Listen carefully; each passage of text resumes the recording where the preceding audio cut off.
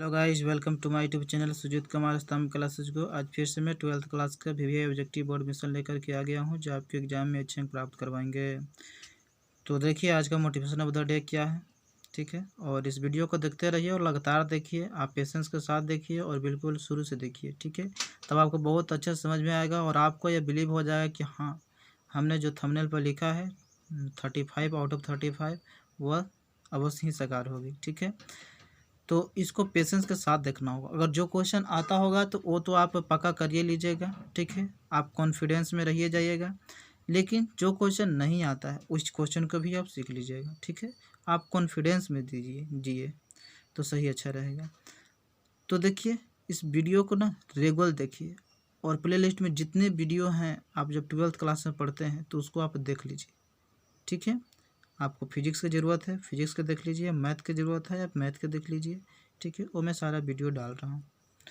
तो देखिए इस मोटिवेशन ऑफ द डे में क्या हमने कहा है। ज़िंदगी छोटी नहीं है, बल्कि छोटी इसलिए लगती है क्योंकि समय का सदुपयोग कम है और दुरुपयोग ज़्यादा किए हैं। क्यों लगती है ज़िंदगी छोटी? क्योंकि हमने क्या किया, समय का सदुपयोग कम और दुरुपयोग ज़्यादा किए। इसी की वजह से जो है ना ज़िंदगी जो है सो छोटी लगती है। क्योंकि जब हमको पता चलता है कि हमको समय का सदुपयोग करना चाहिए, तब तक तो ज़िंदगी बीत गई होती है, ठीक है। तो हमेशा सदुपयोग करना चाहिए, ठीक है, समय का सदुपयोग, तब सही अच्छा रहेगा। नहीं तो फिर समय का आपने सदुपयोग नहीं किया तो आप अपने आप को माफ़ नहीं कर पाइएगा, ठीक है। क्योंकि समय जो है सो वापस ना ला सकते हैं, कभी वापस नहीं ला सकते हैं, ठीक है। हालांकि मैं वीडियो लगता है कि 2-3 दिन हो गए हैं, उसके बाद मैं डाल रहा हूँ। इसका कारण यह है कि मेरे को समय नहीं मिल पाता है, ठीक है ना। मेरा ही इतना क्लास रहता है पढ़ने के लिए कि बहुत ज़्यादा हो जाता है, इसकी वजह से समय नहीं मिल पाता है। इसी वजह से आप लोगों को मैं नहीं डाल पाता हूँ वीडियो, ठीक है। मैं कैसे कैसे करके, ये आज पानी पड़ रहा था, वर्षा हो रही थी और इसी की वजह से मोबाइल मेरा चार्ज कम था। तो फिर बाद में लाइट आई तो उसके बाद हमने चार्ज में लगा कर आप लोगों का वीडियो बना रहा हूँ, ठीक है। तो हालांकि नुकसान ही है खैर मेरा, लेकिन फिर भी आप लोगों को बना करके दे रहा हूँ।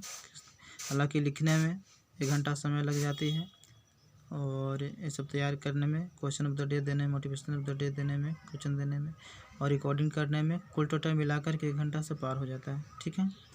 तो हालांकि मैं आप लोगों के लिए बहुत मेहनत करता हूँ, तो इस बात को ध्यान में रखिए और बच्चों तक फैलाइए, इस चैनल को बढ़ाइए। ये आपका अपना चैनल है, ठीक है। तो देखिए आज का जो मोटिवेशन ऑफ द डे है उसको की ओर चलते हैं। तो इसको की ओर तो हमने बता ही दिया मोटिवेशन ऑफ द डे। अब चलते हैं क्या कि आज का क्वेश्चन क्या है, उसको की ओर चलते हैं, ठीक है। ये रहा आज का क्वेश्चन। हालांकि हमने काला रंग से पहले लिखता था, लेकिन हमने 2 रंग से कर दिया कि नोट्स के टाइप में आप लोगों को तैयार कर दें। किसी चालक से 2 एम्पीयर की धारा 10 सेकंड तक प्रवाहित होने पर 80 जूल ऊष्मा उत्पन्न करता है। कितना हीट उत्पन्न करता है? 80 जूल ऊष्मा उत्पन्न करता है। तो चालक का कितना रेसिस्टेंस है? प्रतिरोध बताना है। क्या बताना है? प्रतिरोध बताना है कि क्या हो गया मित्र। तो देखिए क्या कर लेते हैं हम लोग, क्या हीट बताना है। तो हम लोग जानते हैं मित्र, यहाँ पे क्या दे रहा है, दे रहा है विद्युत धारा दिया है, ठीक है। मतलब आई का वैल्यू दिया है, यहाँ टी का वैल्यू दिया है और यहाँ क्या है 80 मतलब हीट का दिया है, ठीक है। तो आप यहाँ से क्या निकालना है? प्रतिरोध निकालना है।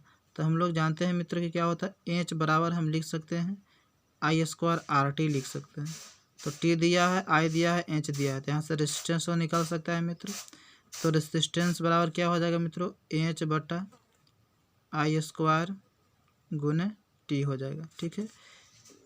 एच बटा क्या हो जाएगा, H/RT I² नीचे चला जाएगा और आर क्यों हमको निकालना है। तो एच की बात किया जाए मित्रों तो एच दिया है 80 जूल, तो 80 जूल हमने लिख दिया। I² कितना दिया है, आई दिया है 2 एम्पीयर, तो I² है तो कितना हो जाएगा 2 दूनी 4 हो जाएगा। टी कितना दिया है मित्रों 10 दिया है, तो क्या हो जाएगा 1 जीरो से 1 जीरो खत्म हो जाएगा, 4 दूनी कितना हो जाएगा 8 हो जाएगा। तो इसका सही उत्तर हो जाएगा 2 ओम रेजिस्टेंस इसमें उत्पन्न होगा, ठीक है। अब देखिए सही अगला देखिए क्वेश्चन क्या है। अगला क्वेश्चन जो है सो 210 वाट के विद्युत बल्ब में 5 मिनट में कितने कैलोरी ऊष्मा उत्पन्न होता है, ठीक है। तो हम लोग जानते हैं मित्रों यहाँ पे क्या दिया गया है, शक्ति दिया गया है, पी दिया गया है। यहाँ पे क्या दिया गया है, टाइम दिया गया है। हमको से क्या पूछ रहा है मित्रों, हीट पूछ रहा है, हीट पूछ रहा है। हम लोग जानते हैं मित्र क्या होता है, पी बराबर क्या होता है W/T होता है। हीट का भी क्या होता है, मात्रक होता है जूल, और वर्क का भी क्या होता है, मात्रक जूल होता है। तो हम लोग अगर W निकाल लेते हैं तो हीट निकल जाएगी। तो W बराबर PT होगा। पी कितना दिया है, शक्ति दिया है कितने मित्रों 210 वाट दिया है, तो यहाँ पे हमने 210 लिख दिया। और टाइम कितना दिया है 5 मिनट दिया था। 5 मिनट दिया है तो इसको क्या करते हैं सेकंड में चेंज करते हैं तो ऐसा हो जाएगा। ठीक है, कितना आ जाएगा वैल्यू, कितना हो जाएगा 6×5 30 और 3 का 3 3 दूनी 6, मतलब क्या होगा पूरा गुना करने के बाद कितना होगा 6300, कितना हो जाएगा 51 दहाई सैकड़ा 1000 10,000, मतलब 63,000 आ जाएगा, जूल आ जाएगा। ठीक है, अब इसको क्या करते हैं मित्रों, इतना आएगा ना। ठीक है, तो अब क्या करते हैं, यह जूल में है लेकिन ऑप्शन किस में दिया है, कैलोरी में दिया है। कैलोरी में दिया है तो हम लोग जानते हैं मित्र कि यह कैलोरी में 4.2 जूल होता है। कितना होता है, एक कैलोरी में 4.2 जूल होता है, हम लोग जानते हैं। तो अगर हमको निकालना है क्या, जूल अगर दिया हुआ है कैलोरी में निकालना है तो क्या होगा 4.2 से भागा देना होगा। तो इसमें आप अगर 4.2 से अगर भागा देते हैं तो यहाँ से कटेगा, ऊपर क्या हो जाएगा 10 चला जाएगा। ठीक है, और इसको काटेगा 7 छक 42 हो जाएगा, 7 63 हो जाएगा, 3 दूनी 6 हो जाएगा, 3 तिहाई 9 हो जाएगा। ठीक है, 2 पचे 10 हो जाएगा। ठीक है, और 5 तिहाई 15 हो जाएगा। ऐसे करके कितना आ जाएगा 15 पर 3 जीरो आ जाएगा। ठीक है, मतलब डी ऑप्शन इसका सही हो जाएगा, इतना कैलोरी ऊर्जा हो जाएगा। तो 252 के इसका डी ऑप्शन सही है। अब चलते हैं अगला क्वेश्चन की ओर। अगला क्वेश्चन क्या है, अब देख रहे हैं कि अगला क्वेश्चन जो है मित्र, एक तार जिसका चुंबकीय द्विध्रुव आघूर्ण जो है एम तथा लंबाई जो है एल है, उसको क्या करते हैं कि त्रिज्या आर के अर्धवृत्त के आकार में मोड़ दिया जाता है। तो नया द्विध्रुव आघूर्ण क्या होगा मित्रों। ठीक है, तो नया द्विध्रुव आघूर्ण क्या होगा, इसको क्या करते हैं, यहाँ पे तो जगह नहीं है इसलिए मैं बता देता हूँ किसी पेज पर, कॉपी पे बता देता हूँ। ठीक है, मैं इस पर बता देता हूँ। ठीक है, देखिए बात ऐसा था मित्रों कि चुंबकीय आघूर्ण हमको निकालना था। ठीक है, चुंबकीय आघूर्ण एम ऐसे दिया हुआ था, एल हालांकि बड़ा दिया गया था, मान लिया हम एल छोटे ले लेते हैं। चलिए, और क्या होता है, और आर त्रिज्या दिया गया है और एक लंबा तार था, उसको क्या कर दिया गया था, मोड़ दिया गया था। ठीक है, अर्धवृत्त में मोड़ दिया गया था मित्रों। तो अर्धवृत्त में जैसे ही मोड़ेंगे तो क्या हो जाएगा, ऐसा हो जाएगा। तो क्या हो जाएगा मित्रों, आर यहाँ पे आर यहाँ पे, तो क्या हो जाएगा एल डैश कितना आ जाएगा 2r आ जाएगा। ठीक है, और अर्धवृत्त में मोड़े हैं तो मित्र इसका लेंथ कितना आ जाएगा मित्रों, इसका लेंथ आ जाएगा πr हो जाएगा, क्योंकि पूरा वृत्त के लिए 2πr होता है फार्मूला, तो इसका क्या हो जाएगा πr हो जाएगा। ठीक है, तो हम लोग जानते हैं मित्र कि चुंबकीय आघूर्ण जो होता है m इंटू क्या होता है ml होता है। ठीक है, क्योंकि ध्रुव प्रबलता गुने क्या होता है, लेंथ होता है। ध्रुव प्रबलता कैसे ही रहने देते हैं, और एल बराबर हम लिख देते हैं मित्रों, एल बराबर कितना लिख देते हैं 2r हम लिख देते हैं। ठीक है, एल कितना आया, मान लीजिए एल डैश है 2r हम इसको लिख दिए। ठीक है, इतना लेंथ है। ठीक है, इतना लेंथ है, और इसके बाद क्या करते हैं मित्रों, यहाँ पे 2 है और आर क्या है यहाँ से हम निकाल लेते हैं, तो आर बराबर क्या हो जाएगा एल बटा पाई हो जाएगा। अगर हम एल बटा पाई यहाँ पे रखते हैं मित्र, तो यहाँ पे आप देख रहे हैं कि एम इंटू जो एल था इतना लेकर के क्या होता है, एम हमने माना है क्या है, एम था। ठीक है, तो एम हो जाएगा और गुने 2 बच रहा है 2 हो जाएगा और बटा पाई हो जाएगा। तो कितना हो जाएगा मित्रों 2m बटा क्या हो जाएगा पाई हो जाएगा। ठीक है, मतलब सही ऑप्शन क्या हो जाएगा 2m बटा पाई हो जाएगा, तो इसको आप ध्यान में रखिएगा। ठीक है, चलिए तो इस ऑप्शन देखिए कि सही क्या है ऑप्शन।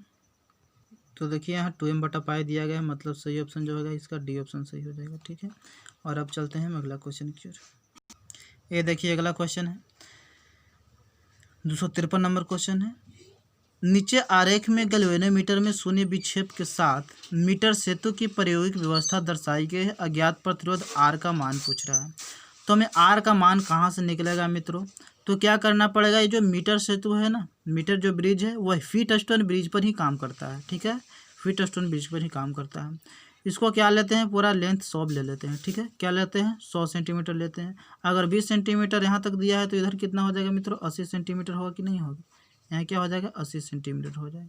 क्या हो जाएगा 80 सेंटीमीटर हो जाएगा। जब यदि 80 सेंटीमीटर यह हो गया तो क्या करना पड़ेगा, आप जानते हैं मित्रों कि जब व्हीट स्टोन ब्रिज में क्या होता है P बटा क्यू बराबर आर बटा एस होता है। ठीक है, P बटा क्यू बराबर आर बटा एस।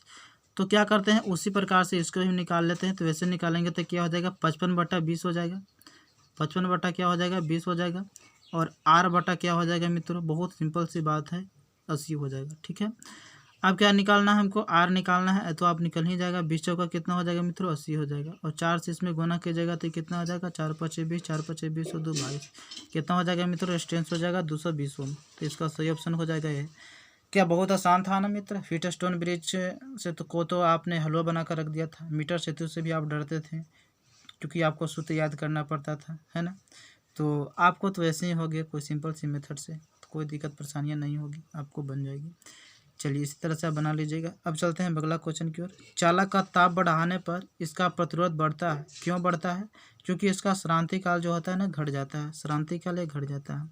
हम लोग जानते हैं मित्रों कि जो श्रांति काल होता है, श्रांति काल जो होता है उसको मैं बता दे रहा हूँ कि श्रांति काल आखिर होता क्या है। ठीक है, तो श्रांति काल होता है जो आर बराबर होता है, एक सूत्र होता है जिसको लिखा जाता है ml बटा होता है एन ई स्क्वायर। श्रांति काल को ऐसे लिखते हैं, ठीक है, श्रांति काल ऐसा होता है। तो आप जेड लिख लीजिए ना आराम से इसको, ठीक है, टाव जैसा होता है। चलिए तो ये क्या होता है, श्रांति काल, इसी को कहते हैं श्रांति काल। आप बताइए कि रेजिस्टेंस अगर बढ़ाते हैं तो क्या ये नहीं घटेगा? क्योंकि क्या है, डायरेक्ट प्रोपोर्शनल तो है नहीं, इन्वर्स प्रोपोर्शनल है, ठीक है ना। तो इसी की वजह से रेजिस्टेंस क्या होता है कि चालक का तापमान बढ़ाते हैं तो धातु में तो प्रतिरोध बढ़ता है, और प्रतिरोध बढ़ता है तो क्या हो जाएगा मित्रों, श्रांति काल क्या हो जाएगा, घट जाएगा। क्या हो जाएगा मित्रों, श्रांति काल क्या होता है, घट जाता है। ठीक है, हालांकि आप जानते थे कि एन का मात्रक नहीं होता है, नंबर का जो होता है उसका मात्रक, लेकिन इस फार्मूला में यदि बात किया जाए तो एन का भी मात्रक होता है मित्र। वह होता है क्या मित्रों, प्रति मीटर क्यूब इसका मात्रक होता है। ठीक है, ये ऐसा एन है, नंबर है जो आपको इसका मात्रक होता है, प्रति मीटर क्यूब होता है, जिसका डायमेंशन की बात किया जाए तो m0 l-3 और t0 हो जाएगा। ठीक है, तो ऐसा होता है। ठीक है, एक नई बात बताया है तो आप देख लीजिएगा। अब अगला क्वेश्चन देखिएगा, निम्न चित्र में ए और बी के बीच प्रभावी धारिता होगी। निम्न चित्र में ए और बी के बीच प्रभावी धारिता कितनी होगी उसको बताना है हमको। ठीक है, तो ए और बी के जो बीच प्रभावी धारिता होगा एकदम बिल्कुल सिंपल सी मेथड है, आप बना लीजिएगा, कोई दिक्कत नहीं होगी। क्यों नहीं होगी, क्योंकि ए और बी के बीच हमको ज्ञात करना है, ए और बी के बीच हमको ज्ञात करना है। तो क्या है, पैरेलल कॉम्बिनेशन में तो धारिताएं हम लोग जानते हैं क्या होता है, रेजिस्टेंस वाला का उल्टा होता है। तो क्या हो जाएगा मित्रों, दो कितना हो जाएगा, 4 ओम हो जाएगा। कितना हो जाएगा, 2 4 ओम हो जाएगा। यहाँ पे हो जाएगा 4 ओम। और इसको जब श्रेणी क्रम में जोड़ेंगे मित्रों, क्योंकि ये 4 ओम हो जाएगा मतलब यहाँ आ गया तो क्या हो जाएगा, श्रेणी क्रम, जैसे इस टाइप का है। तो श्रेणी क्रम में हो जाएगा मित्रों, कितना हो जाएगा, 4 का 4 श्रेणी क्रम हो जाता है, 2 ओम हो जाता है। कितना हो जाता है, 2 ओम। देखिए तो 1/4 प्लस 1/4 कितना होगा, 2/4। 2 दूनी 4 हो जाएगा, 1/2 और ऊपर जाएगा कितना हो जाएगा, 2। तो क्या हो जाता है मित्रों, 2 में फराड हो जाएगा। ठीक है, 2 में फराड हो जाएगा। अब यहाँ पर देख रहे हैं कि इसका भी श्रेणी क्रम में है तो 2 में फराड हो जाएगा। अब क्या हो जाएगा, समांतर क्रम में है तो समांतर क्रम में क्या हो जाएगा, 2 कितना हो जाएगा, 4 ओम हो जाएगा। 4 माइक्रोफराड हो जाएगा, मतलब सी ऑप्शन इसका सही हो जाएगा। हाथ में मोबाइल रखे हुए देख रहे हैं, थरथराने लग रहा है क्योंकि ज़्यादा देर हो गया ना, बहुत देर होने लगता है तो ऐसा होने लगता है। अब देखिए अगला क्वेश्चन है 256 नंबर, स्टैंड नहीं है, से बहुत दिक्कत हो रहा है। 2 आवेशित गोलों पर आवेश क्रमशः +7 म्यूकुलाम एवं -5 म्यूकुलाम है। इनके मध्य कार्यरत बल जो है सेफ है। यदि प्रत्येक को -2 म्यूकुलाम का अतिरिक्त आवेश दे दिया जाता है तो इनके मध्य न्यायकर्षण बल क्या हो जाएगा मित्रों। ठीक है, तो आप क्या कीजिएगा, फार्मूला पूरा रखिएगा, बनाइएगा, हल कीजिएगा, पुट कीजिएगा। तो वैसे देखिए ना, चिंता मत लीजिए, वैसे मत कीजिए।